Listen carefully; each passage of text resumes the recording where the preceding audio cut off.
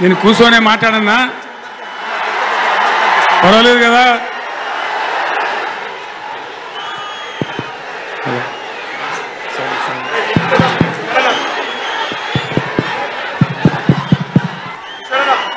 గౌరవనీయులు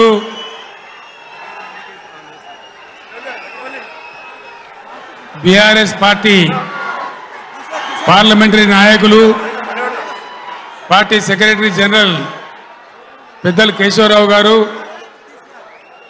లోక్సభలో బీఆర్ఎస్ నాయకులు, లోక్సభ పక్ష నేత గౌరవనీయులు శ్రీ నామా నాగేశ్వరరావు గారు, తమ్ముడు ప్లీజ్ ప్లీజ్ మనం విషయాలు మాట్లాడుకోవడానికి వచ్చాం, స్లోగన్లు తర్వాత ప్లీజ్. తమ్మి మీరు ఆగాలి, సార్ చెప్పే విషయాలు వినాలి, మీరు కొంతసేపు ఆగాలి.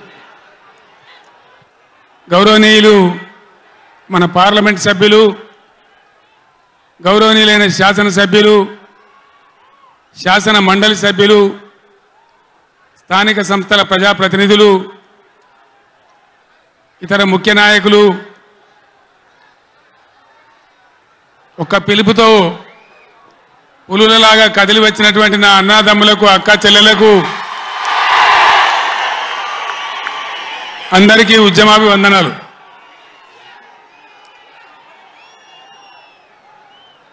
దయచేసి నినాదాల తర్వాత ప్లీజ్. 4 ముచ్చట్లు మీకు సంజాయిస్తే నా పని అయిపోతుంది. ఇవాళ వద్దురా బాబు అవన్నీ మంచిగుంది, చాలా బాగుంది. ఈరోజు నల్గొండలో చెలో నల్గొండ ప్రోగ్రాం తీసుకున్నాం. కారణం ఏంది, ఎందుకు మనం ఈ సభ పెట్టాల్సి వచ్చింది? నా కాలు ఇరిగిపోయినా కుంటి నడకతోనో కట్టెబట్టుకోనో ఇంత ఆయాసంతో నేను ఎందుకు రావాల్సి వచ్చింది? ఈ విషయం దయచేసి హరీశ్వర్ ఆగడా ఆగరాదా? రాజేశ్వర రెడ్డి చెప్పచ్చు కదా ఒకసారి వాళ్ళకి ఏంది అది సౌండ్ కింద చేస్తున్నాడు.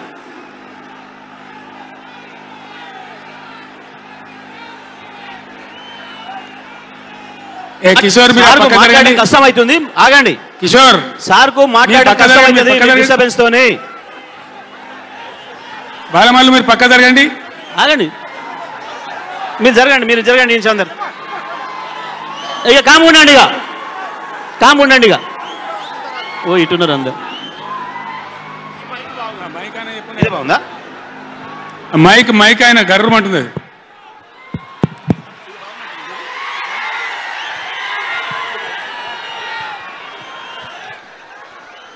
ఇవాళ ఈ చెలో నల్గొండ కార్యక్రమం మనం ఎందుకు తీసుకోవాల్సి వచ్చింది?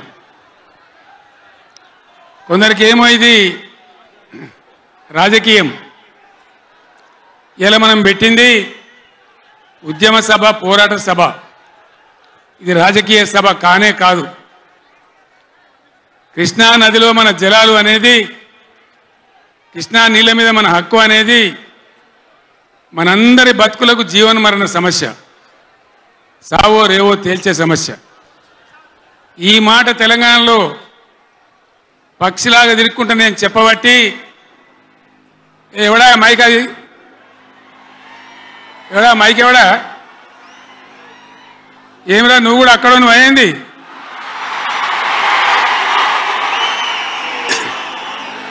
రాజేశ్వర రెడ్డి చూడొచ్చు కదా, పని ఏం చేయకమని అంతే దాలిగా. బాగానే ఉందా, ఏం చేయకమను.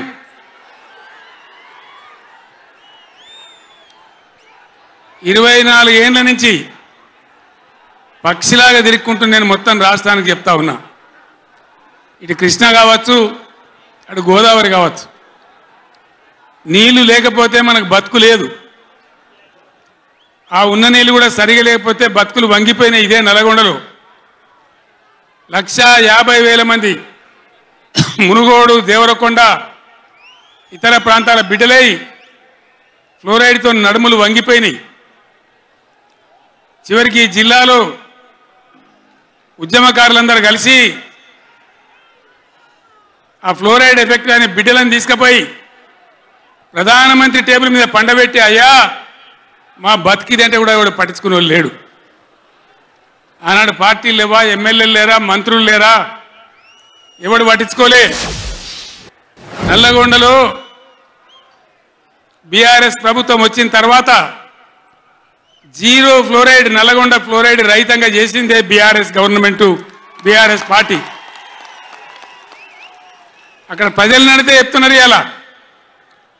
ఇంతకుముందు మాకు కాళ్ళు గుంజుతుండే, పెద్ద ఇబ్బంది అవుతుండే, నడుములు గుంజుతుండే, భగీరథ నీళ్ళు వచ్చిన కాడి నుంచి ఆ బాధలు పోయినాయని చెప్తున్నారు.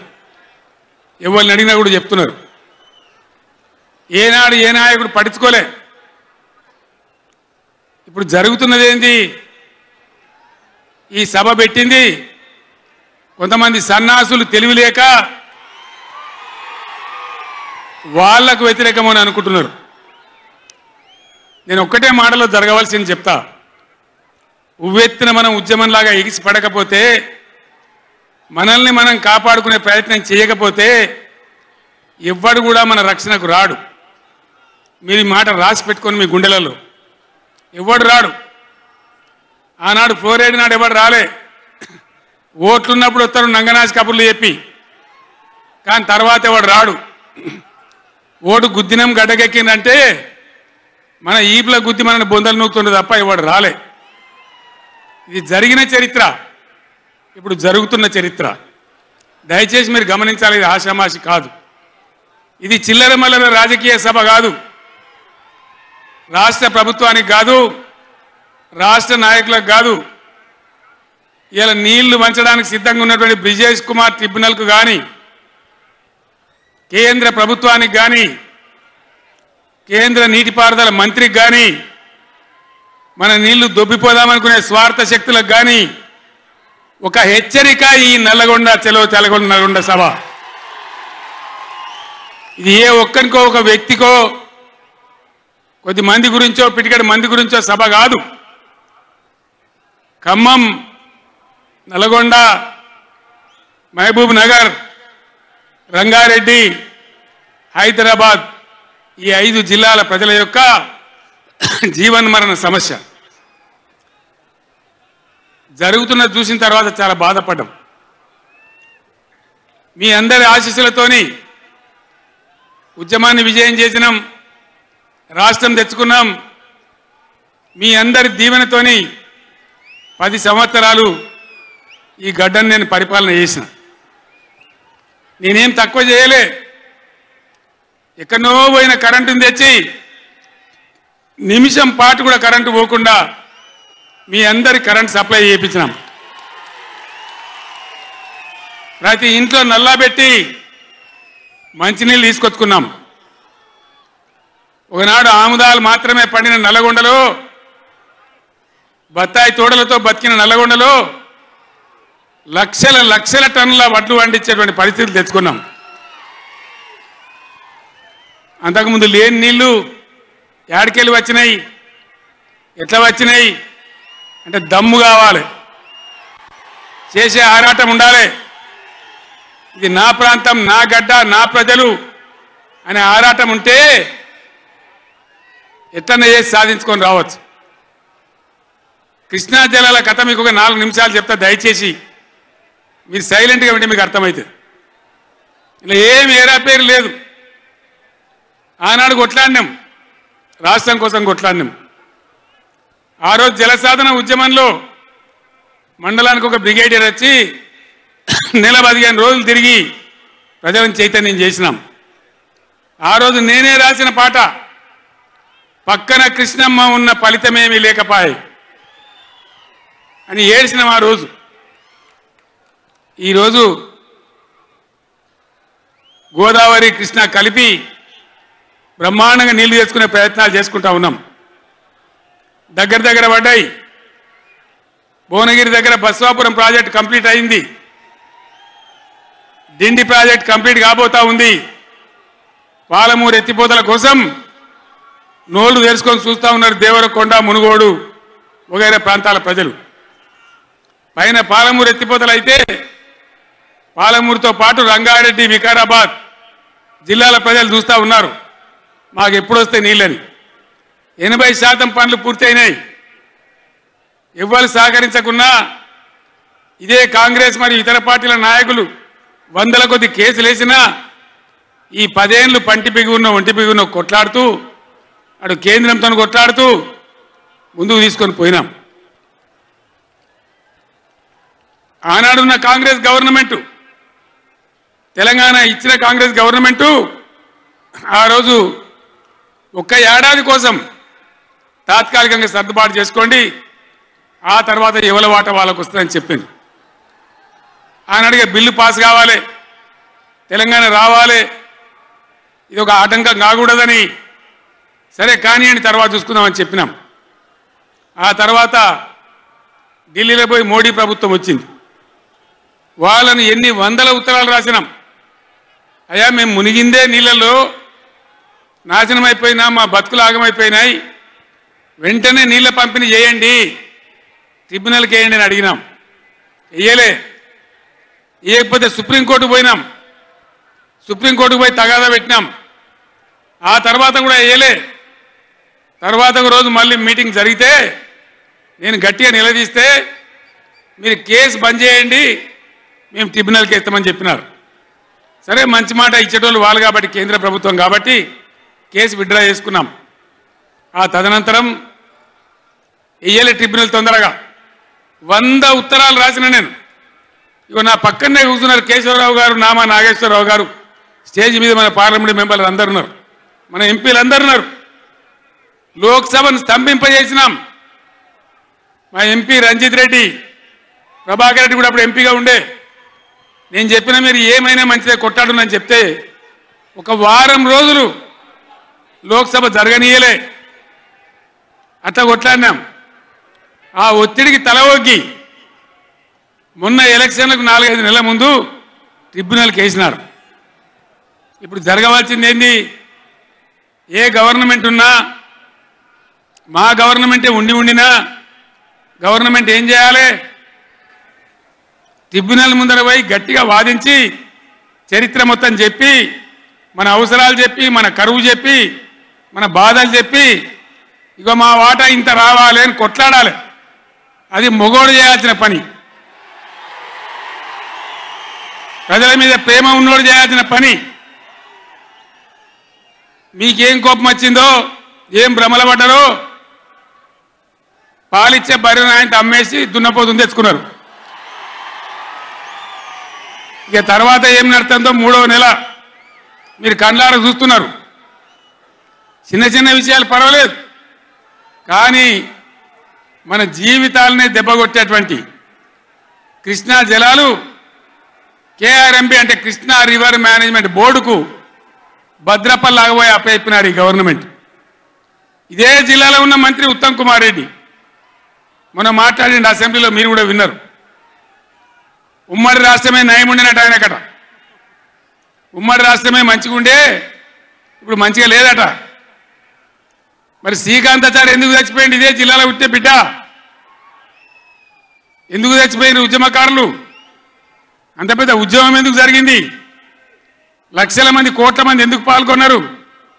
ఇంత సోయి తప్పి మాట్లాడతారు మంత్రులు. గవర్నమెంట్ వస్తే ఏం చేయాలా? పోయిన భద్రపల్లెక సంతకం పెట్టిండ్రు, దాని మెమోరాండం దొరికింది. నీళ్ల మంత్రిగా పనిచేసిండు కాబట్టి, అనుభవం ఉంది కాబట్టి, నష్టం ఎంత వస్తుందో తెలుసు కాబట్టి వెంటనే హరీష్ రావు గర్జించిండు. గర్జిస్తే ఒక 4-5 రోజులు నాటకాలు ఆడిండు, అబద్ధాలు మాట్లాడిండు. నిలబెట్టి మన గట్టిగా అసెంబ్లీలో అడిగితే అసెంబ్లీ బడ్జెట్ జరుగుతుంది, మీరు చూసిండు. బడ్జెట్ జరుగుతుంటే ఏమవుతుంది? బడ్జెట్ అతి ముఖ్యమైన విషయం. ఎప్పుడు కూడా చరిత్రలో దాన్ని పక్కకు పెట్టి వేరే అంశాలు తీసుకోరు. కానీ అగమేఘాల మీద ఇది జరుగుతుంటే, ఆ రగడ జరుగుతుంటే, బిడ్డ మీ సంగతి బదాలను నిలబెడతా, మిమ్మలను ప్రజల ముందే తెలుసుకుంటాం అని నల్లగొండ చెలవు నల్లగొండ నేను పిలిపించిన. ఎందుకంటే నాకు చేతనైనా కాకపోయినా నా కట్టె కాలే వరకు తెలంగాణకు అన్యాయం జరిగితే చివరి శ్వాస దాకా కూడా పులిలాగా లేచి కొట్లాడతా తప్ప పిల్లిలాగా ఉండను. ఎట్టి పరిస్థితులలో 600 ఏ విషయంలో కూడా తెలంగాణకు అన్యాయం జరగనివ్వను. కొట్లాడదాం. చెలో నల్గొండ ఇయ్యంగానే పిక్క పిక్క చచ్చుడు ఇజ్జతమానం పోతుంది రాబాయి. కేసీఆర్ బొబ్బ పెడితే ఏం చేస్తామంటే ఏం చేస్తామని చేతులు విసుకొని కాళ్ళు విసుకొని అర్జెంటుగా బడ్జెట్ పక్కకు పెట్టి శాసనసభలో తీర్మానం పెట్టింది. ఆ తీర్మానం కూడా చక్కగా లేదు. వాళ్ళ తెలివి సల్లారా. సాగునీళ్ళు తాగునీళ్ళు అని పెట్టిండ్రు, కరెంటు ఉత్పత్తి పెట్టలేదు. మళ్ళీ దానిలో ఆ తీర్మానంలో కూడా అంత తెలివి తక్కువ తీర్మానం. అది పెట్టి ఇక మామ అనిపించుకున్నారు. అయిపోయింది కదా. ఒక రైతుకు పంట పండిందట, వడ్ల రాసి అయింది. ఎందుకంటే రాసేవాడు ఎత్తుకపోకుండా పొత్తు పోసేది, పొత్తులు ఆ బూడిదో శుద్ధో ఏదో పోసేది. పక్క రైతుని పిలిచి పొరుగు రైతు పొత్తు పోయిరాబాయ్ అంటే ఉంటే నాకేంది పోతే నాకేంది పులిగోవాలి కానీ పొత్తు పోసిందట. ఇది ఏం పోతుంది? వాళ్ళకు కావాలి పదవులు, వాళ్ళకు కావాలి పైరవీలు, వాళ్ళకు కావాలి డబ్బులు తప్ప ప్రజల హక్కుల గురించి లేదు. నాడు లేదు, నేడు లేదు. దయచేసి నేను మీ అందరినీ కోరేది ఒకటే, అన్ని సందర్భాల్లో పోరాటమే ఉండదు. అవసరమైనప్పుడు పోరాడాలి, పోరాటానికి సిద్ధంగా ఉండాలి. అవసరమైతే సద్దులు కట్టుకొని రావాలి, మనం పిడికిలి బిగించాలి. అప్పుడే మన హక్కులు కాపాడుకోగలుగుతాం. అటు కేంద్రాన్ని కానీ అధికారులను కానీ కృష్ణా ట్రిబ్యునల్ కానీ రాష్ట్ర ప్రభుత్వం కూడా భద్రప పనిచేయకుండా అప్రమత్తంగా ఉంచేటట్టు కానీ నడవాలంటే మనం ఎప్పటికప్పుడు జాగ్రత్తగా పులుల్లాగా కొట్లాడాలి. ఈ మాట చెప్పడానికి నేను ఇంత దూరం వచ్చిన, మిమ్మల్ని అందరినీ సమీకరించిన. ఇప్పుడు గవర్నమెంట్ వచ్చింది. గవర్నమెంట్ వచ్చిన కాడి నుంచి మీరు చూస్తాను, ఎవడన్నా కొత్త గవర్నమెంట్ వస్తే ఏం చేయాలి? పోయిన గవర్నమెంట్ కంటే 4 మంచి పనులు చేస్తాం, ప్రజలు అవదనిపించుకుంటామనే మాట ఉండాలి, ఆరాటం ఉండాలి. ఒక్కటన్నా మంచి మాట ఉన్నదా? ఒక్కటన్నా? పొద్దున్న లేస్తే సొల్లుపోయాను కేసీఆర్ని తిట్టాలి. కేసీఆర్ని తిడితే మీరు పెద్దోళ్ళు అవుతారా? లేనిపోని బదనాములు పెట్టి కేసీఆర్ మీద బదనాం పెడితే మీరు పెద్దోళ్ళు అవుతారా? ప్రజల హక్కులు గాలికి వదిలేసి ఏ విధంగా అసెంబ్లీలో మాట్లాడుతున్నారో, ఎటువంటి దుర్భాష మాట్లాడుతున్నారో, ఎంత దుర్మార్గమైన పద్ధతిలో మాట్లాడుతున్నారో టీవీలో సాక్షిగా మీరు అందరు చూస్తూ ఉన్నారు. నేను మీ అందరిని కోరేది ఒకటే, ఎవరికి అధికారం శాశ్వతం కాదు, కానీ తెలంగాణ ప్రజల హక్కులు శాశ్వతం, మన వాటా శాశ్వతం, మన బతుకులు నిజం, మన పిల్లల భవిష్యత్తు నిజం. దానికోసం అధికారం ఉన్నా లేకున్నా తెలంగాణ ప్రజల పక్షాన కొట్టాడి రాష్ట్రం తెచ్చిన వాళ్ళం కాబట్టి బీఆర్ఎస్ సైనికులు కూడా దయచేసి అప్రమత్తంగా ఉండాలి. మన పోరాటం కొనసాగుతూనే ఉండాలి. ఆ విధంగా మనం ముందుకు పోవాలి. నాకు కొన్ని విషయాలు అర్థమైతలేవు. ఈ మైకోనికి మళ్ళీ ఏం పుట్టిందా? ఏం చేయకమని వాడిని ఉన్నట్టుమని మేము కరెంటు తెచ్చినాం ఆ రోజు. అంతకుముందు రాత్రి కరెంటు, పొద్దు కరెంటు ఆగమాగం ఉండే. గవర్నమెంట్ వచ్చిన తర్వాత, టీఆర్ఎస్ గవర్నమెంట్ వచ్చిన తర్వాత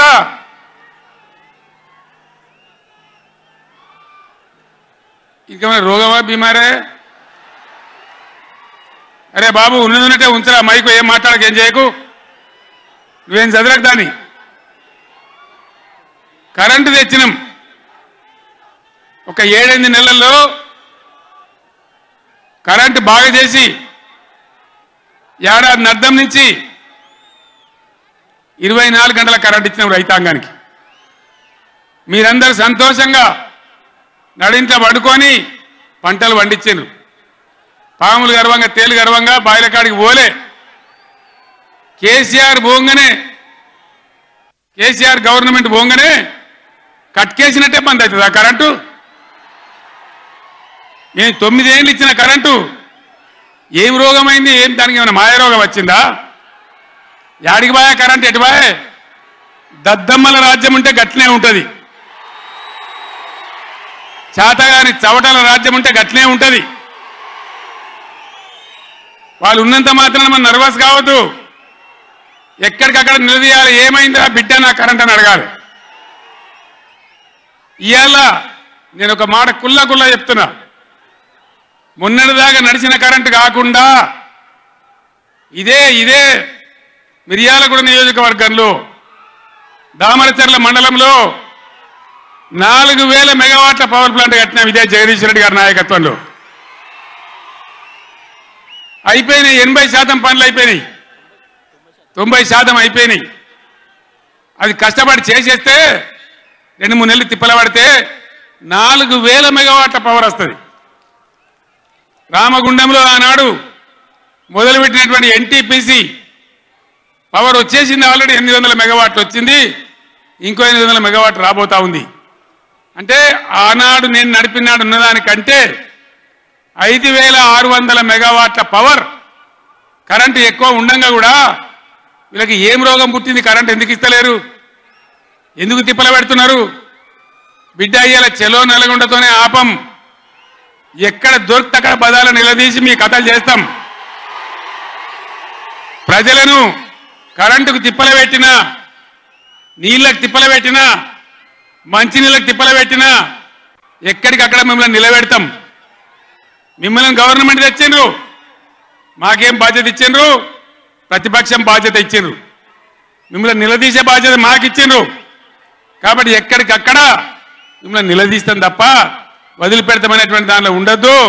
ప్రజలకు తప్పు చేయొద్దు. నేను హెచ్చరిస్తా ఉన్నా ఈ రాష్ట్ర ప్రభుత్వాన్ని. ఏ విధంగా బీఆర్ఎస్ గవర్నమెంట్ ఇచ్చిందో వెంటనే కరెంటు పునరుద్ధరించాలి. ఆ విధంగా మొత్తం రాష్ట్రానికి, రైతాంగానికి కరెంటు ఇవ్వాలి. కానీ వీళ్ళ వ్యవహారం ఎట్లున్నది? చరిత్రలో ఏమీ లేదు. అసెంబ్లీలో తెచ్చి జనరేటర్ పెట్టి వీళ్ళ తెలివికి అసెంబ్లీలోనే మొన్న మనోళ్ళు మీటింగ్లు తిరుగుతుంటే ఒక మీటింగ్ మాట్లాడుతుంటే 7 మాటలు పోతుంది కరెంటు. నల్గొండలో జగదీష్ రెడ్డి మాట్లాడుతుంటే 7 సార్లు పోతుంది కరెంటు. ఏం మాయ రోగం వచ్చింది? మీకు తెలివి లేక, నడపరాక, చాతగాక ఇలా మంది మీద బదనాం పెట్టి బతుకుదాం అనుకుంటున్నారా? అట్లా కాదు బిడ్డ, జాగ్రత్త. బతకనీయం, ఎంబడబడతాం, వేటాడతాం.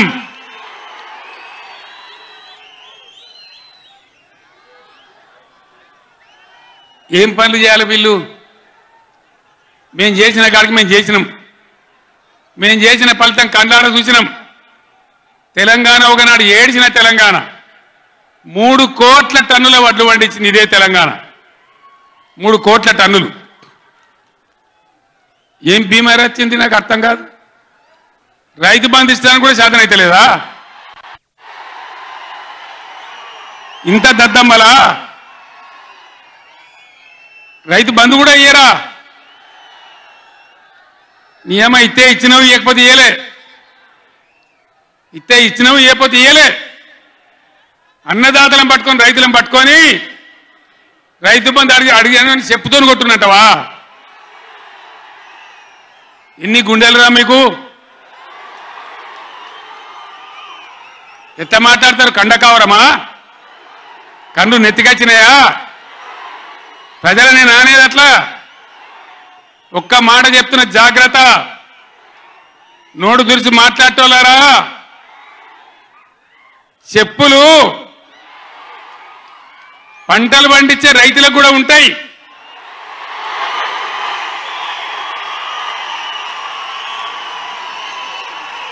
రైతుల చెప్పులు ఎట్లుంటాయి? బందోబస్తుగా ఉంటాయి బాగా. రైతుల చెప్పులు ఎట్లుంటాయి? బందోబస్తుగా ఉంటాయి, గట్టిగా ఉంటాయి. ఒక్కటే చెప్పు దెబ్బతో మూడు పళ్ళు ఊసిపోతాయి. దానికోసమైనా మీరు అడిగేది? ఇది మర్యాదనా? ఇది గౌరవమా? ప్రజలను గౌరవించే పద్ధత? నీకు చేత కాకపోతే మాఫ్ చేయండి, జరిగిన ఎందుకు చరిత్ర అని చెప్పాలి. వెళ్తలేదు అని చెప్పాలి, మాకు చేయలేదు అని చెప్పాలి. కానీ అడిగినోని చెప్తోని కొట్టాలి. కేసీఆర్ సెలవు నల్గొండ అంటే కేసీఆర్ను తిరగనీయం. ఇంత మగోళ్ళ కేసీఆర్ను తిరగనియారట. తెలంగాణ తెచ్చిన కేసీఆర్నే తిరగనియారా? ఏమి చేస్తారు? చంపేస్తారద్దా? చంపుతావా? దా వ్యాపారం చంపుతావు దా? కేసీఆర్ని చంపి మీరు ఉంటారా? ఇది పద్ధత? ప్రతిపక్ష పార్టీ తప్పకుండా ప్రజల సమస్యల మీద వస్తుంది, ప్రజల మధ్య అడుగుతుంది, వాదన చెప్తుంది. నీ దమ్ముంటే మేము చేసిన దానికన్నా ఇంకా మంచిగా చేసి చూపి.